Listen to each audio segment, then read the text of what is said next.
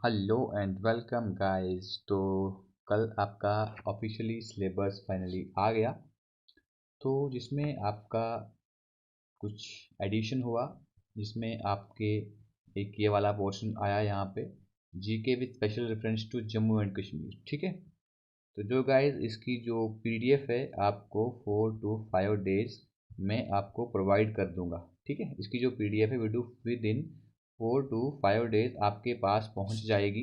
तो हम इसको शुरू कहाँ से करेंगे? देखिए, जो करंट अफेयर्स है, करंट अफेयर्स हम करेंगे वीकली। क्या करेंगे? करंट अफेयर हम करेंगे वीकली, वो हम करेंगे संडे को। ठीक है, जितने भी 5 दिन का करंट अफेयर होगा, तो हम स्टार्ट करेंगे यहाँ पे इस टॉपिक को इंडियन हिस्ट्री से। तो गाइज ये प्रेजेंट कर रहा हूँ मैं यहाँ पे रोहित। तो हम इसको शुरू करेंगे एडवेंट ऑफ यूरोपियन से। तो एडवेंट ऑफ यूरोपियन से ही हमारी हिस्ट्री की मैं यहाँ पे शुरुआत मानता हूँ, मॉडर्न हिस्ट्री की। तो ये लेक्चर 1 है, तो हम शुरू करते हैं इसको गाइज बिना किसी देरी के। तो बढ़ते हैं आज के इस वीडियो की तरफ। तो सबसे पहले क्या है यहाँ पर कि इस वीडियो में हम क्या डिस्कस करने वाले हैं। Advent of Europeans under following सब टॉपिक हमारे यहाँ पर रहेंगे। सबसे पहले पोर्टुगीज होगा, उसके बाद होगा डच, तो उसमें आएगी बाद में हमारी Anglo Dutch rivalry, decline of Dutch in India. ठीक है, तो गाइस एक चीज़ बता दूं कि अगर अभी तक आपने हमारी एंड्रॉयड एप्लीकेशन डाउनलोड नहीं की है, जहाँ पे आपको free mock test sectional test मिलते हैं, प्ले स्टोर में जाइए और वहाँ से जाकर हमारी ऐप जुपिटर क्लासेस को डाउनलोड कर लीजिए। ठीक है, तो हम देखेंगे इन इन दोनों के बारे में। उसके बाद हम जानेंगे इंग्लिश के बारे में और राइज ऑफ इंग्लिश के बारे में। ठीक है, तो उसके बाद हम करेंगे यहाँ पर, कल करेंगे इसका पार्ट 2। तो पार्ट 2 में हम इन चीज़ों को देखेंगे, क्योंकि हमारे लेक्चर की लेंथ जो है जो 20 से 25 मिनट से ऊपर नहीं जाएगी। ठीक है, अगर 20-25 मिनट तक आपकी लेंथ जो है छोटी रही, तो मैं आगे भी कवर करूँगा। ठीक है, तो चलो बढ़ते हैं आगे, देखते हैं हम। शुरुआत करते हैं डच से, पोर्टुगीज से। ठीक है, तो याद रखिएगा आपके एग्जाम पॉइंट ऑफ व्यू से क्या इंपॉर्टेंट है। इंपॉर्टेंट ये है कि पोर्टुगीज जो थे सबसे पहले यूरोपियंस थे, ठीक है, जो भारत में पहुंचे थे। जो भारत में पहुंचे थे, पहुंचे कब थे? 1494 में। ठीक है, कब पहुंचे थे? 1494 में, याद रखना, भारत में पहुंचे थे। और एक चीज़ आपसे कभी पूछी जाती है, पता तो होता है कि पहले आए कौन है, लेकिन ये पता नहीं होता है कि और यहाँ से लास्ट में गए कौन थे। And they were the last to go. ठीक है, और भारत से सबसे लास्ट में जो गए थे वो पोर्टुगीज ही यहाँ से गए थे। इसके बाद the spirit of the renaissance with its demand for adventure captivated Europe in the 15th century. ठीक है, अब जो यहाँ पर ये डिमांड चली, तो उन्होंने 15th सेंचुरी में यहाँ पर आके क्या किया, यहाँ पे एडवेंचर शुरू कर दिया और उन्होंने अपने यहाँ पे अपना अपना जो वो होता है ना, व्यस्तित्व यहाँ पर फैलाना शुरू कर दिया, अपने आप को फैलाना शुरू कर दिया। और यहाँ की जो छोटी छोटी यहाँ पर स्टेट्स थी, उनको उनको उन पे कब्जा करना शुरू कर दिया, सिटीज पे कब्जा करना शुरू कर दिया। इस टाइम हुआ क्या? Europe achieved significant breakthrough in shipbuilding and navigation. उस वक्त इन्होंने सबसे ज़्यादा यहाँ पे क्या अचीव किया? इन्होंने शिप बिल्डिंग बनाई और नेविगेशन, यहाँ पे एरिया यहाँ पे ढूंढने लगे कि कौन से एरिया में कैसे जाया जाए। ठीक, उसका रिजल्ट क्या हुआ? There was a strong desire throughout Europe. Europe के ऊपर एक ऐसी चाहत जागी कि उन्होंने for daring maritime trip to the east unexplored reaches. ठीक है, जो यहाँ पर जो चीज़ें अनएक्सप्लोर्ड थी, जहाँ पर कोई नहीं आया था, तो उन्होंने वहाँ पर यूरोपियन जो थे उन्होंने वहाँ पर आना शुरू कर दिया। ठीक है, अब देखिए वो यहाँ पर आए कैसे। Discovery of sea route to India. ठीक है, इन्होंने जो इंडिया के लिए सी रूट देखा, सबसे पहले इन्होंने क्या देखा? इंडिया आने के लिए एक सी रूट देखा। Historians have noted that discovering an ocean route to India had become an obsession for Prince Henry of Portugal, known as the Navigator. ठीक है, as well as the method to sidestep the Muslim dominance of the Eastern Mediterranean and all the roads connecting India and Europe. अब देखिए यहाँ पे इसका meaning क्या है, आपको मीनिंग बताता हूँ। ठीक है, क्या बता रहा है कि हिस्टोरियन ने इस चीज़ को यहाँ पर ये बताया है कि जो यहाँ पर ओशन रूट जो है भारत के लिए, ठीक है, ये किसने यहाँ पर किया, उसको ढूंढा। प्रिंस हेनरी थे, कहाँ के? पुर्तगाल के प्रिंस हेनरी थे, जिन्होंने यहाँ पे रास्ता ढूंढा, जिनको एक नेविगेटर के नाम से भी जाना जाता है।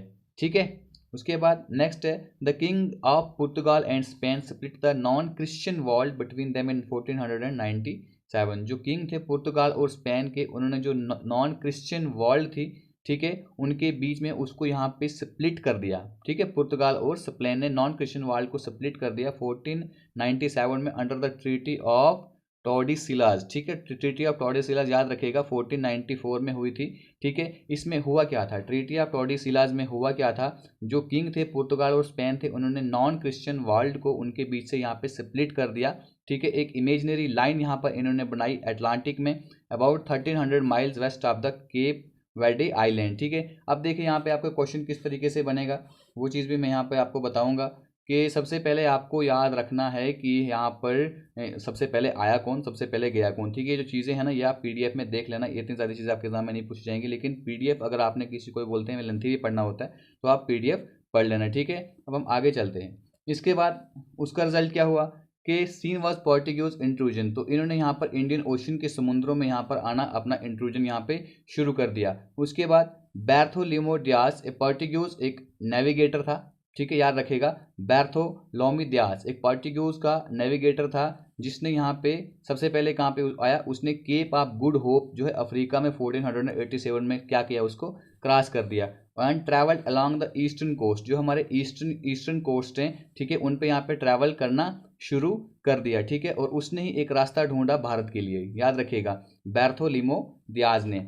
इसके बाद हाउएवर जबकि in an expedition of Portuguese ship set off for India barely 10 years later in 1497, मैंने आपको कहा था पहले ही कि 1497 में यहाँ पे भारत में जो पुर्तगाज थे वो यहाँ पर आए थे। और यहाँ पर आया कौन था सबसे पहले, उसका नाम आपको याद रखना है, वास्को डिगामा। ठीक है, वास्को डिगामा कब आए थे, 1497 में, और ये भारत पहुंच चुके थे, कब पहुंचे थे, in little less than 11 month में ये भारत पहुंच गए थे, कब, 1498 में। ओके, अब हम बढ़ते हैं थोड़ा आगे, अगली स्लाइड में हम देखते हैं, यहाँ पे हम कुछ इंपॉर्टेंट स्लाइड देखेंगे, Portuguese and the policies and works in India. तो पोर्टुगीज ने यहाँ पर इंडिया में क्या किया, सबसे पहले देखिएगा फ्रांसिस्को डी अल्माइडा, ये 1505 से 1509 तक रहे हैं। तो फर्स्ट पोर्टुगीज गवर्नर, याद रखिएगा, फर्स्ट पोर्टुगीज गवर्नर जो है भारत के वो कौन थे, फ्रांसिस्को डी अल्माइडा। तो इन्होंने यहाँ पे क्या किया था, पॉलिसी ऑफ ब्लू वाटर। ठीक है, इन्होंने यहाँ पे ब्लू वाटर की पॉलिसी को शुरू किया, जिसका नाम बोलते थे कार्टेज सिस्टम। उसके बाद नेक्स्ट आपको क्या याद रखना है कि अल्फोंसो डी अल्बुकर्की, ठीक है, ये 1509 से 1515 तक रहे थे। उसके बाद सेकंड पोर्टुगीज गवर्नर भारत के ये रहे हैं, और जो यहाँ पे पोर्टुगीज पावर है भारत में उसको इन्होंने ही फाउंड किया है, जो यहाँ पर इंपेरियलिज्म की पॉलिसी है। ठीक है, and took Goa from Bijapur, इन्होंने जो बीजापुर के रूलर थे 1510 में, उन्होंने यहाँ पे गोवा को इन्होंने हथिया लिया था उनसे। ठीक है, और जो यहाँ पे सती का जो सिस्टम था, जो सती की प्रथा आ रही थी, तो उसको इन्होंने यहाँ पर बैन कर लिया था। इसके बाद 15 नीनो डी कुना, ये भी बहुत इंपॉर्टेंट रहे हैं, अगर हम बात करें पोर्टुगीज की, तो नीनो दी कुना ये भी बहुत इंपॉर्टेंट इन्होंने अपना रोल निभाया है। ठीक है, इन्होंने क्या बनाया था, इन्होंने पोर्टुगीज की कैपिटल क्या बनाया था, गोवा कैपिटल बना दिया था इन्होंने, किसकी, पोर्टुगीज की कैपिटल बना दिया था। जो यहाँ पे पहले कैपिटल क्या थी पोर्टुगीज की, कोचिन थी। ठीक है, 1530 में इन्होंने ये काम किया था। और ड्यू एंड बसीन, ठीक है, इन्होंने ड्यू और जो बसीन है गुजरात के बहादुर शाह थे, उनसे उस पर कब्जा कर लिया था। ठीक है, उसको भी हथिया लिया था। इसके बाद आते हैं मार्टिन अल्फोंसो डिसोजा, 1542 से 1545 तक ये रहते हैं। तो ये काम क्या करते हैं यहाँ पे, फ्रांसिस्को जेवियर एक जेस्यूट सेंट थे, reach India with Martin Alfonso D'Souza. तो इनके साथ जो है यहाँ पे फ्रांसिस्को जेवियर जो है एक जेसिस्ट सेंट थे, जो यहाँ पर भारत पहुंचे थे, किसके साथ, मार्टिन अल्फोंसो डी सोजा। तो कुछ चीज़ें यहाँ पे आपको इसमें याद रखनी है। तो अब हम बढ़ते हैं आगे, तब हम देखते हैं नेक्स्ट यहाँ पर आए थे डच। नेक्स्ट कौन आया यहाँ पर, डच, अंडर द नेम वेरेनिगिडी। ठीक है, कुछ पढ़ लीजिएगा, मैं तो इसको पढ़ूंगा वेरेनिगिडे। ठीक है, वेरेनिगिडे ओस्ट इंडिस कंपनी। ठीक है, VOC के कभी आपको फुल फॉर्म भी पूछी जाएगी तो याद रखिएगा। ठीक है, वेरेनिगिडे ओस्ट इंडिस कंपनी। ठीक है, इसको इंडिया के नाम से, इसको इंडिया भी बोलेंगे, इंडिस कंपनी। ये डच की ईस्ट इंडिया कंपनी थी, जिसको फाउंड किया गया था 1602 में। ठीक है, ये डच की यहाँ पर कंपनी थी, जिसको 1602 में यहाँ पर क्या किया गया था, फाउंड किया गया था। Dutch establish there first facility eight Masulipatnam. ठीक है, जो यहाँ पर कौन थे, डच, सबसे पहले वो कहाँ पर पहुंचे थे, मसूलीपट्टनम में पहुंचे थे।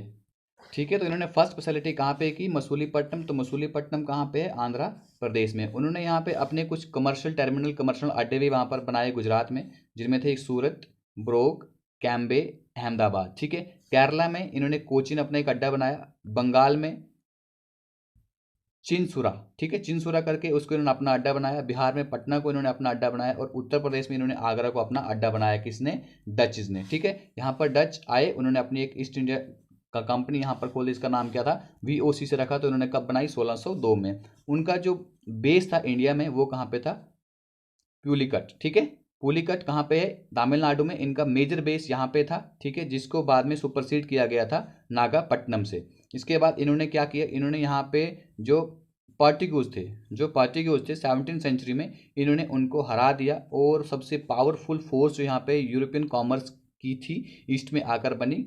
तो वो कब बनी, 17वीं सेंचुरी में। कौन बनी, डच बनी। कैसे बनी, इन्होंने पोर्टुगीज को यहाँ पर हरा दिया, ठीक है, पोर्टुगीज को मात दे दी। They expelled the Portuguese out of the Malay strait, ठीक है।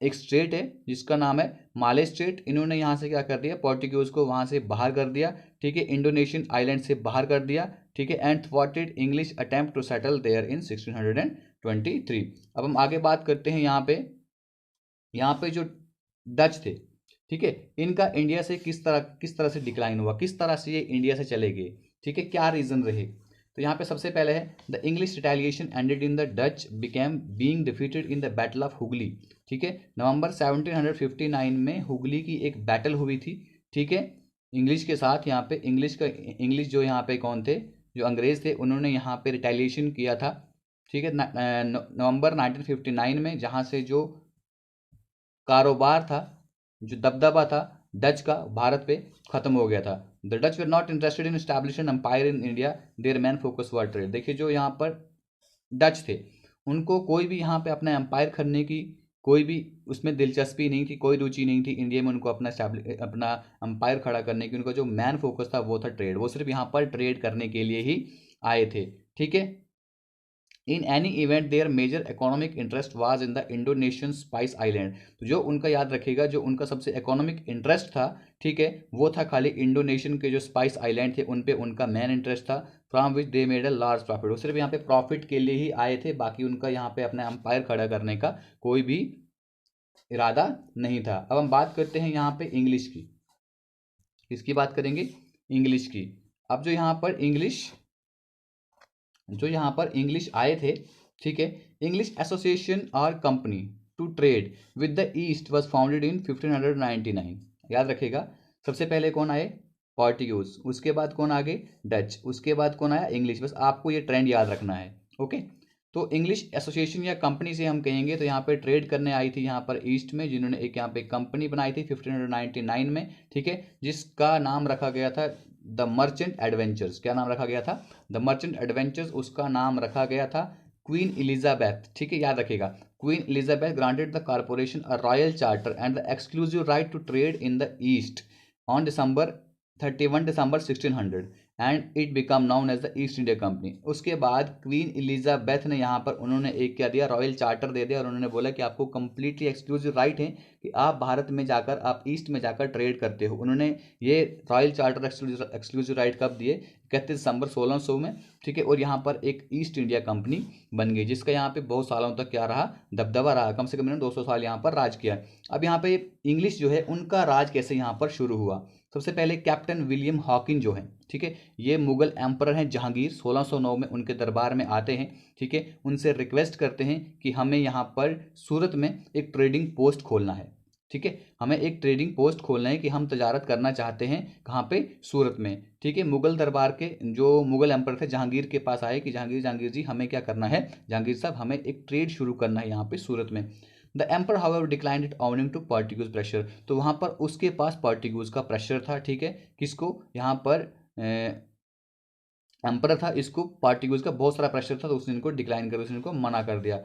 लेकिन बाद में 1612 में जहांगीर ने क्या किया, ईस्ट इंडिया कंपनी को परमिशन दे दी कि आप सूरत में एक फैक्ट्री बना सकते हो। कब, 1612 में जहांगीर ने ईस्ट इंडिया कंपनी को परमिशन दे दी कि आप सूरत में एक अपनी क्या कर सकते हो, ईस्ट इंडिया कंपनी की फैक्ट्री बना सकते हो। उसके बाद क्या होता है, सर थॉमस रा, ठीक है, सर थॉमस रो जो है यहाँ पे मुगल कोर्ट में पहुंचते हैं as an envoy for the James one, ठीक है, जेम्स वन के एनवाई की तरह यहाँ पे एक सिपाही की तरह यहाँ पर आते हैं, ठीक है। तो यहाँ पर आते हैं कहाँ पे, सर थॉमस रो यहाँ पर कहाँ पर आते हैं, एनवाई की तरह आते हैं James for James one king of England. तो सर थॉमस रो को जेम्स वन यहाँ पर भेजते हैं कि आप मुगल कोर्ट में जाओ, ठीक है, एज अ रिप्रेजेंटेटिव उनको यहाँ पर भेजते हैं, यानी कि डिप्लोमेटिक तरीके से उनको यहाँ पर भेजते हैं। कौन? जेम्स वन भेजते हैं मुगल के दरबार में। कब? 1615 में। और यहाँ पर इनको एक इम्पीरियल फरमान मिल जाता है यहाँ पे कि वो यहाँ पर क्या कर सकते हैं, अपनी फैक्ट्रीज यहाँ पर डेवलप कर सकते हैं। अलग अलग रीजन जो है भारत के, वहाँ पर अपनी फैक्ट्रीज को क्या कर सकते हैं, बना सकते हैं, ठीक है, और ट्रेड कर सकते हैं। इंपीरियल फरमान यहाँ पर इनको दिया जाता है। इसके बाद क्या होता है? इसके बाद जो इंग्लिश है, जो इंग्लैंड वाले लोग हैं, वो अपनी फैक्ट्रीज आगरा में, अहमदाबाद में, बड़ौदा में और बरोच में 1619 को ये अपनी फैक्ट्रीज यहाँ पर डेवलप कर देते हैं, ठीक है। उसके बाद मसूलीपट्टनम, याद रखेगा, इंपॉर्टेंट है, ठीक है। मसूलीपट्टनम जो थी was the site of the English first factory in the south में। अगर हम देखें, अभी मैंने आपसे कहा कि मसूलीपट्टनम, तो मुझे कमेंट करके बताइएगा कि मसूलीपट्टनम जो है कौन सी हमारी जो आज की स्टेट है उसमें आती है।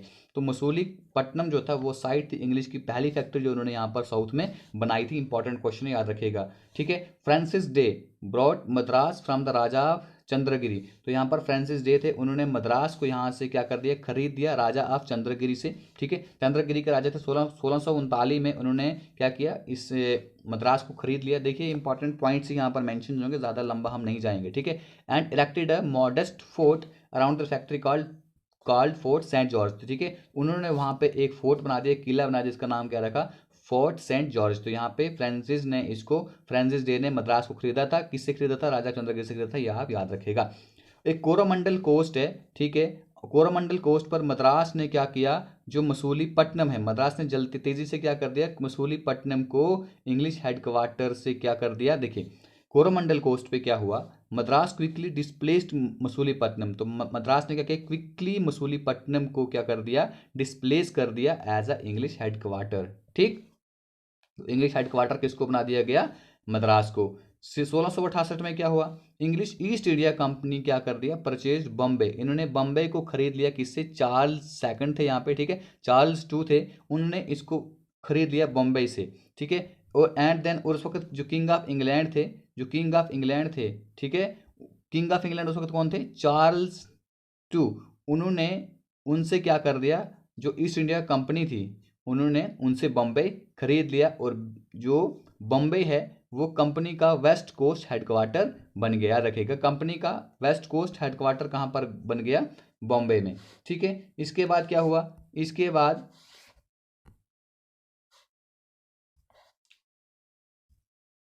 जॉब चार्नोक, ठीक है, job Charnock founded an English workshop. इन्होंने एक इंग्लिश वर्कशॉप यहाँ पर फाउंड की उस रीजन में, जिसका इन्होंने क्या नाम रखा, सुतानुति, ठीक है। जिन्होंने एक इंग्लिश वर्कशॉप यहाँ पर शुरू कर दी, जिसका इन्होंने नाम क्या रखा, सुतानुति, ठीक है। कब इन्होंने किया, 1690 में।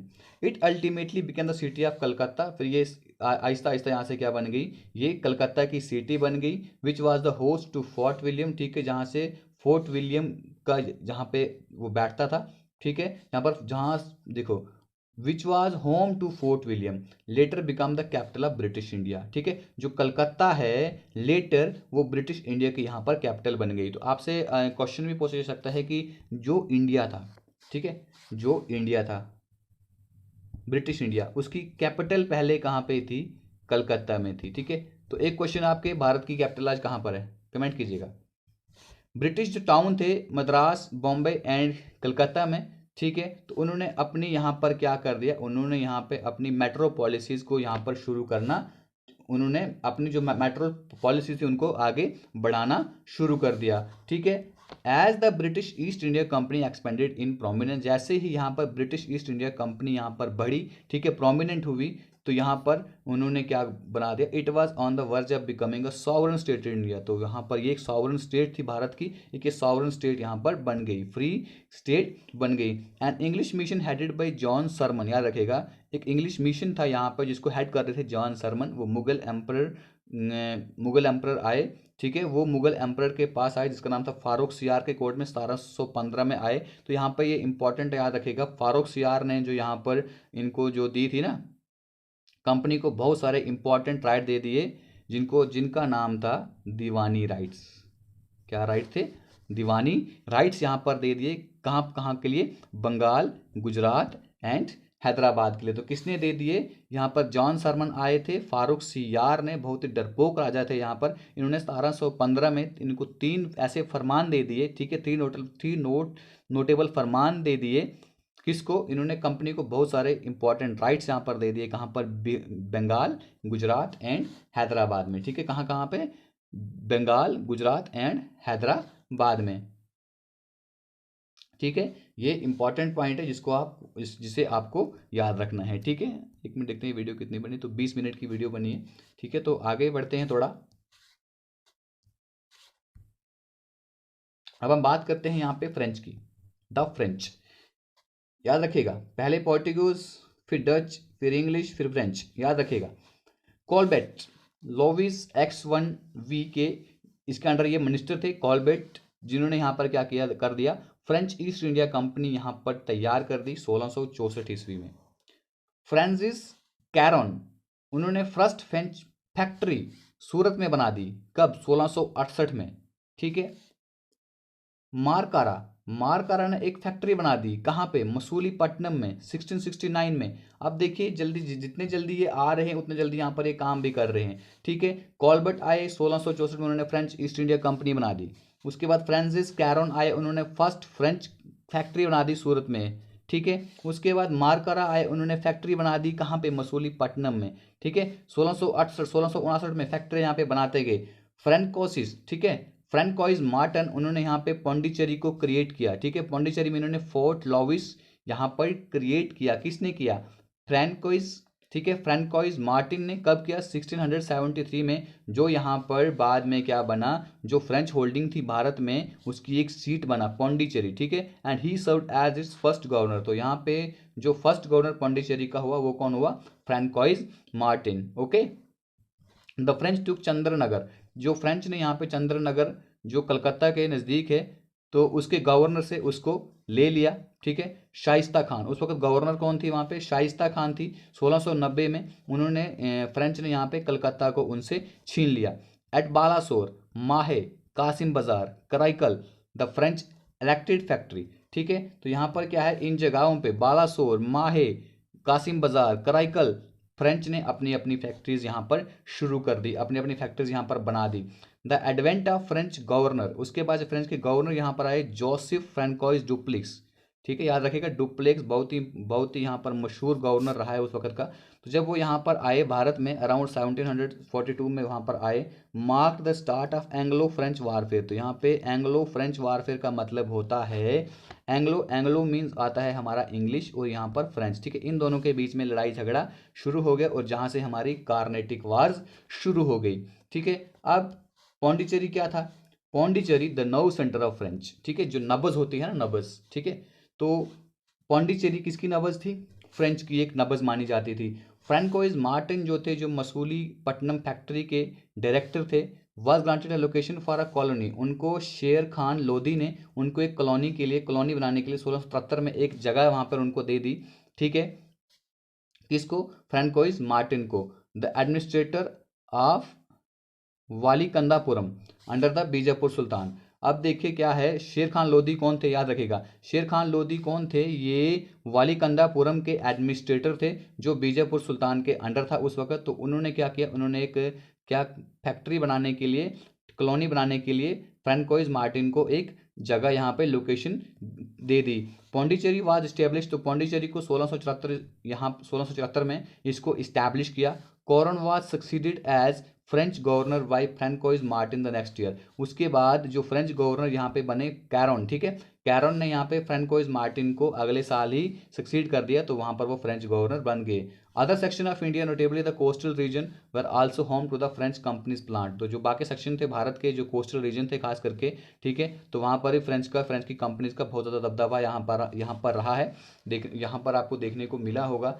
तो French east India companies commercial centres included माहे, कराईकल, बालासोर एंड कासम बाजार। याद रखिएगा कि जो फ्रेंच ईस्ट इंडिया कंपनी के जो कमर्शियल सेंटर थे वो कौन से थे, माहे, कराईकल, बालासोर एंड कासिम बाजार। तो फ्रैंकोइस मार्टिन थे, उन्होंने यहाँ पे पौंडीचेरी को इस्टेब्लिश किया एज अ सिग्निफिकेंट लोकेशन, एक बहुत ही इंपॉर्टेंट लोकेशन थी जब उन्होंने यहाँ पर कमांड हासिल की थी 1677 में, ठीक है, उस वक्त उन्होंने पौंडीचेरी को इस्टेब्लिश किया था। It was after all the French bastion in India. ठीक है, तो यहाँ पर फ्रेंच के लिए बहुत ही इंपॉर्टेंट जगह यहाँ पर ये रही है पौंडीचेरी। अब यहाँ पर होती है कार्नेटिक्स वार। अब यहाँ पर होती है कार्नेटिक वार। कार्नेटिक वार के बारे में शॉर्टकट में जानेंगे कि फर्स्ट कार्नेटिक वार कब हुई थी, 1740 टू 1748 तक यहाँ पर चली थी। तो Anglo French war in Europe was triggered by the Austrian war of succession and the first Carnatic war was the continuation of that war. देखिए, जो एंग्लो फ्रेंच वार जहाँ कहाँ पे चल रही थी, ये चल रही थी यूरोप में। ठीक है, वाज ट्रिगर्ड बाय द एक ऑस्ट्रियन वार चल रही थी सेसेशन की। तो उसके बाद जो फर्स्ट कार्नेटिक वार हुई थी, इसके बाद ही फर्स्ट कार्नेटिक वार यहाँ पर देखने को मिली थी। तो फर्स्ट कार्नेटिक वार कैसे खत्म हुई थी, द ट्रीटी ऑफ एक्स-ला शैपेले। ठीक है, द ट्रीटी ऑफ एक्स-ला शैपेले हुई थी, जो यहाँ पर लाई गई थी Austrian war of cessation close करने के लिए। ट्रीटी ऑफ एक्स-ला शैपेले लाई गई थी, जहां से फर्स्ट कार्नेटिक वार खत्म करी गई थी।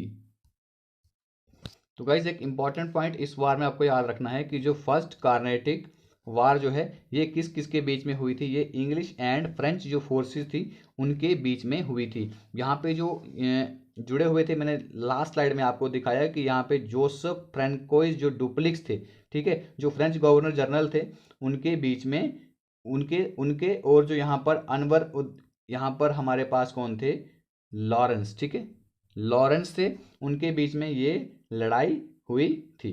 ओके, और तीसरा यहाँ पर कौन था, जो कार्नेटिक का राजा था, जो कार्नेटिक का नवाब था, जिसका नाम क्या था याद रखेगा, जिसका नाम था अनवर उद्दीन खान, जिसका नाम था अनवर उद्दीन खान। ठीक है, आपको इस स्लाइड में जो इंपॉर्टेंट चीज़ें हैं अब मैंने आपको बता दी। अब हम यहाँ पर नहीं, एक चीज़ यहाँ पर मिस हो गई हमारे पास।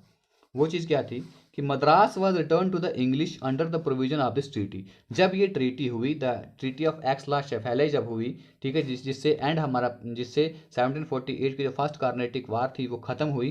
तो इसमें इस ट्रीटी में क्या बताया गया, देखो ट्रेंड क्या था, पहले लड़ाई करो फिर ट्रीटी करो, पहले लड़ाई करो फिर ट्रीटी करो फिर संधि कर दो। ठीक है, ऐसा वहाँ पे ट्रेंड चला रहा था। तो मद्रास जो था वो इंग्लिश को रिटर्न कर दिया गया था इस ट्रीटी के अंदर। ठीक है, जबकि French received their colonies in North America in exchange. तो नॉर्थ एक्सचेंज में क्या हुआ, जो फ्रेंच थे उनको उनकी कॉलोनीज जो है वापस कर दी गई। ठीक है, और मद्रास जो था वो किसको वापस मिल गया, इंग्लिश को वापस मिल गया। उसके बाद नेक्स्ट कार्नेटिक वार कब होती है, 1749 से 54 तक चलती है। डुप्लेक्स जो थे, जो फ्रेंच गवर्नर थे, जो यहाँ पर फ्रेंच आर्मी को क्या कर रहे थे, लेड कर रहे थे, तो विक्ट्री इन द तो फर्स्ट कार्नेटिक वार में उनकी यहाँ पर जीत हो जाती है। एस्पायर टू एक्सपेंड, तो अपनी वो इस अथॉरिटी को एक्सपेंड करना चाहते हैं और सदर्न एशिया में अपने इन्फ्लुएंस को बढ़ाना चाहते हैं। ठीक है, तो बाई एंगेजिंग जो वहाँ की लोकल डायनेस्टिक राइवलरीज थी, ठीक है, इंग्लिश को हराकर जो यहाँ पर इंग्लैंड वाले लोग थे उनको हराकर वो अपनी यहाँ पर क्या करना चाहते थे, अपनी एक डोमिनेंस खड़ी करना चाहते थे, अपने आप को एक्सपेंड करना चाहते थे। ठीक है, तो English and the French agreed not to intervene in native rulers quarrel. तो इंग्लिश और फ्रेंच जो थे यहाँ पर, उन्होंने क्या हुआ, उन्होंने इस बात को माना कि जो यहाँ पे नेटिव रूलर्स हैं, ठीक है, उनके झगड़ों में हम हाथ नहीं डालेंगे, उनके झगड़ों में हम नहीं पड़ेंगे। आगे क्या हुआ, each side was left in control of territory that they had occupied at the time of the pact. उसको छोड़ो। It became clear that Indian authority was no longer required for European success rather than Indian authority was growing increasingly reliant. इतना याद रखना है यार इस slide में, बाकी चीज़ें सारी बकवास लिखी हुई है। ठीक है, सेकंड कार्नेटिक वार जो है 1749 में हुई थी। ठीक है, जो भी किसके बीच में हुई थी, वो भी डुप्लेक्स और उनके बीच में हुई थी जो यहाँ पर इंग्लिश थे। ओके, इसके बाद होती है हमारी गाइस थर्ड कार्नेटिक वार। ये होती है 1758 से 1700 तक चलती है। ठीक है, जब क्या हुआ, Austria attempted to reclaim Silesia. ठीक है, 1756 में जब ऑस्ट्रिया अटेम्प्ट करती है किसको, सिलेशिया को रिक्लेम करने की कोशिश करती है। 7 ईयर्स वार 1756, तो यहाँ पर ये कहाँ पर छिड़ जाती है, ब्रोकआउट यूरोप में ये जंग छिड़ जाती है। वंस अगेन एक बार फिर से यूके एंड फ्रांस जो होते हैं एक दूसरे के अपोजिट होते हैं। इसके बाद होती है गाइज यहाँ पे treaty of Paris, treaty of peace Paris 1763 में होती है, जहाँ से क्या होता है, थर्ड कार्नेटिक वार खत्म हो जाती है। ये फ्रेंच इंडस्ट्री जो है इंडिया में उनको रिस्टोर कर देती है, लेकिन जंग के बाद जो फ्रेंच का पॉलिटिकल डोमिनेंस होता है वो बिल्कुल ही यहाँ पर खत्म हो जाता है। ठीक है, तो उसके बाद होता क्या है, Dutch having already been beaten in the battle of Bidara. तो डच को पहले ही यहाँ पर बैटल ऑफ बिदारा होती है 1759 में, जहाँ पर उनको पहले ही हरा दिया जाता है। तो इंग्लिश यहाँ पे एक डोमिनेंट यूरोपियन फोर्स बन जाती है हमारे भारत के सब कंटिनेंट पे। ठीक है, बैटल ऑफ बिदारा होती है जहाँ पर डच को हरा दिया जाता है, किसके द्वारा, इंग्लिश के द्वारा। ठीक है, उसके बाद थर्ड कार्नेटिक वार में क्या होता है, थर्ड कार्नेटिक वार में जो है यहाँ पर इंग्लिश जो है यहाँ पर किसको हरा देती है, फ्रेंच को हरा देती है और उन्हें भी यहाँ से भेज देती है। भेजती नहीं है बल्कि उनका जो पॉलिटिकल डोमिनेंस है वो इस बैटल के बाद ख़त्म हो जाता है। ठीक है, तो गाइज हम कल इसके आगे इसको कंटिन्यू करेंगे। तो ख़त्म करते हैं आज की वीडियो यहीं पे।